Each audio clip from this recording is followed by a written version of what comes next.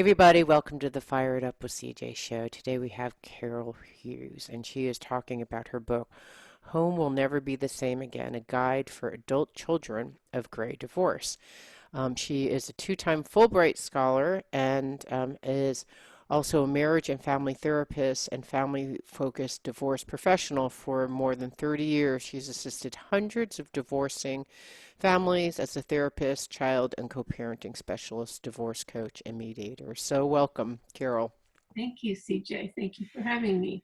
So this is a new term that I had to look up. What is gray divorce? I understand um, that it's the amount of gray divorces have been doubling Yes, between 1990 and 2015. So what is a gray divorce? a gray divorce. The researchers at Bowling Green State University coined that term when they were doing research with the US Census. And they discovered that the divorce rate for those 50-plus-year-olds and older, as you said, has been doubling since 1990 up through 2015, which is the most recent research they have. Hmm. And get this, the 65-plus-year-old divorce rate has been tripling. And Wow. yeah, Okay.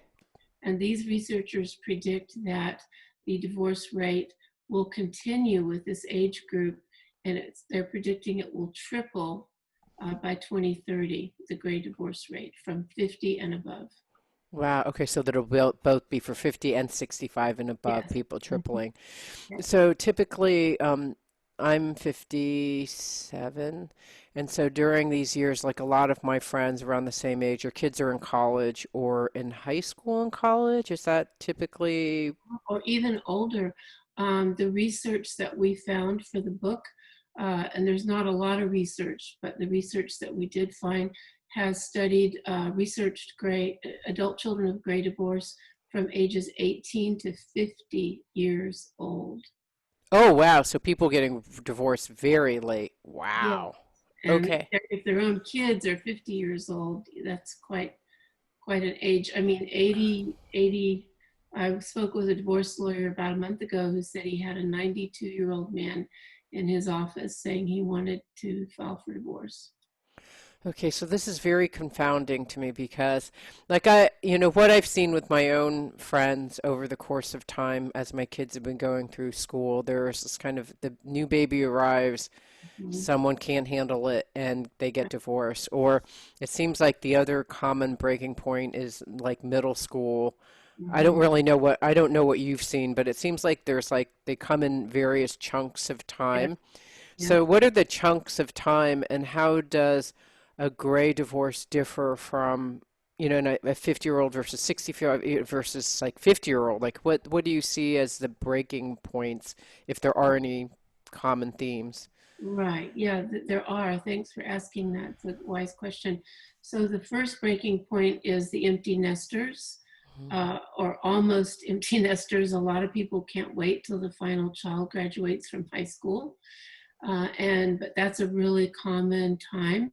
And so those adult children are what we call in the emerging adults. They're not even, I mean, they're chronologically adults, but we know that they're often dependent still on their parents, financially, emotionally. Now with COVID, a lot are still living at home or coming back to home from, Mm. college or jobs that they had. Then there's the middle age adult children, and sometimes they already have their own children, Oh, wow. and the parents are divorcing. So then that impacts the grandchildren as well. Mm. Um, and I skipped one actually. Sometimes there's right in that middle age group of adult children, they're already launched into their careers as well, like early 30s, 35. Mhm. And so they're very preoccupied with their own careers as they should be, and maybe marriage, maybe not yet. And some do have their own families, children, and so forth.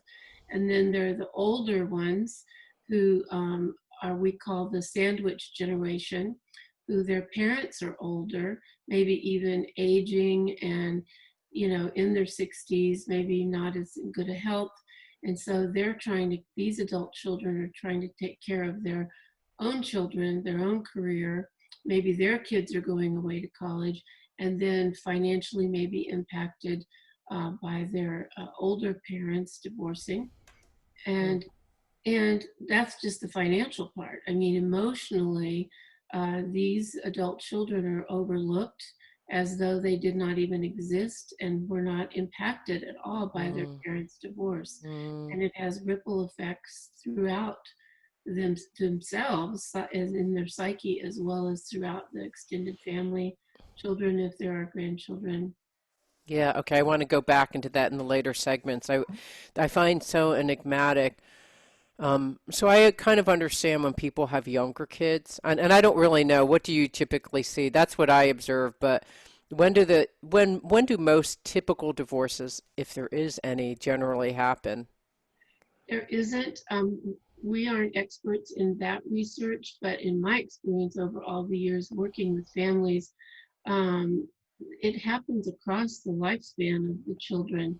You mentioned early, baby comes, sometimes that's true. There's a lot of stress with the newborn.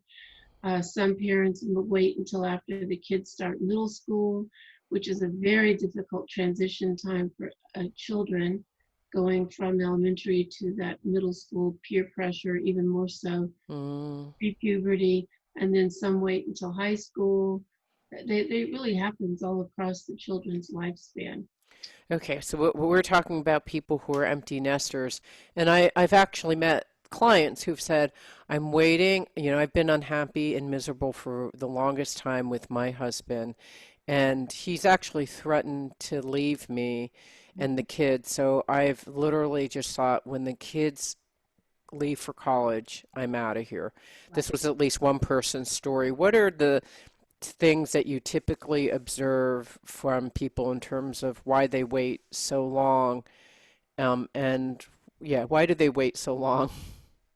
That's a good question. And what you just reported is one reason, is Right. because they think that creating, quote, a stable life for the kids until they get out of high school is a good thing to do.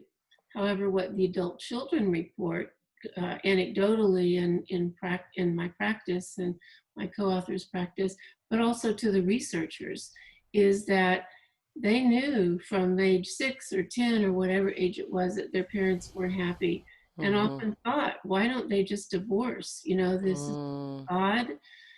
But when they do finally divorce, these adult children have a much longer history with the parents. And so the loss, I don't want to say is bigger, because loss is always big for children when their parents divorce because they're losing that intact family. But it's more profound because they have more years to look back over and say, well, was our whole family life just a script from some movie? oh. And I've gotten used to my parents being my rock, my support. If that's the case, sometimes it isn't a good support system, but and so Mm. they've kind of gotten accustomed to, well, parents weathered all these other problems. Why are they divorcing now? And they really report shock. Most adult children report shock, feeling disoriented. This is surreal, because it's really the only life they've known for all those many years. Right, like their their key growing up years have been with their parents together as a couple.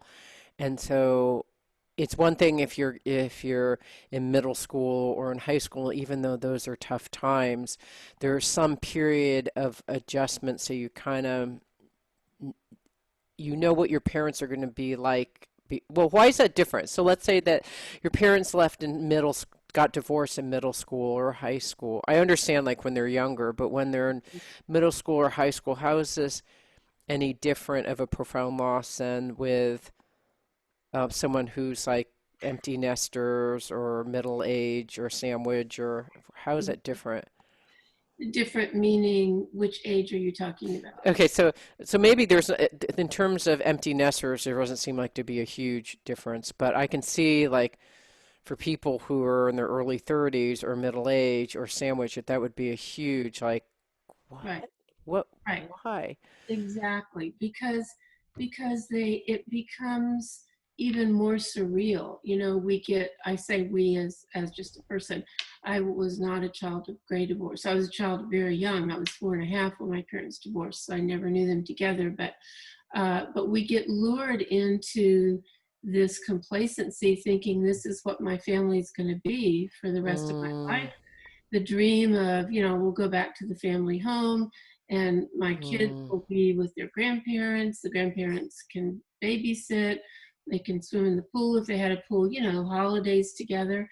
And it's just been such a long road that they just don't even anticipate that this is really going to happen. Interesting. Um, yeah, and it isn't that it isn't a shock to younger children, but there is so much support for younger children now, the last 20 plus years, and research about how difficult for this age group, the younger kids, divorce is.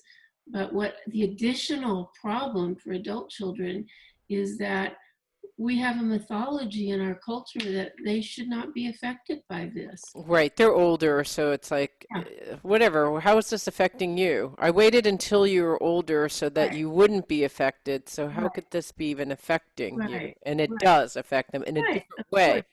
Yeah, just be glad we didn't do it when you were 6 years old. Or Right. their friends say, just be glad that it didn't happen until you were out of the house. As though that doesn't, it means they're not going to have any feelings. I don't know about you, CJ, but I've yet to meet a person who is divorcing, whether the person is leaving, wants the divorce, or the person doesn't want the divorce. Those adults are having feelings about Hmm. that divorce process and what they're losing, even if they're looking forward to going on and be happier and so forth. So then why shouldn't their adult children have feelings as well? And the research Hmm. shows that the majority of adult children have quite negative feelings about their parents' divorce. Shock, surreal, as I said, surrealism, anger, guilt, maybe I caused it, I wasn't a good enough, child. The list goes on. Wow, even guilt because they weren't even like, how could it be their fault if, in fact, you're saying even they go look back and go, maybe I should have done what? Like they've already left the house. So what's the guilt associated with it? Well, a lot of times, children, minor children and adult children, have heard their parents arguing about them. No, I'm not going to pay for college, or no, I disagree. He or she needs to get off the, gravy train and, get a job, whatever Oh, it is. And then they start, it's very easy for children, even adult children, to turn inward and be questioning themselves. wow. Okay. Wow. So interesting. So, I want to ask a little bit more in the next segment about the regrets that people have afterwards. And I'm just talking from the parent perspective Mhm. vis-a-vis the family. So I want to talk about regrets that people have and how they get over because there's always, it seems like there's always someone who's like, I'm leaving, and then the other person who's like, "What?" So there's this kind of scenario. So I want to understand a little bit more about that.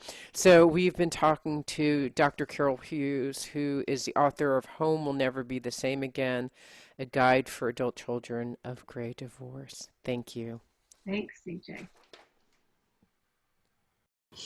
It means so much to me that you're listening to the show and would love your support in any way by giving me comments below or to subscribe to the show or share the show with friends. Thank you again for your support. Love and blessings.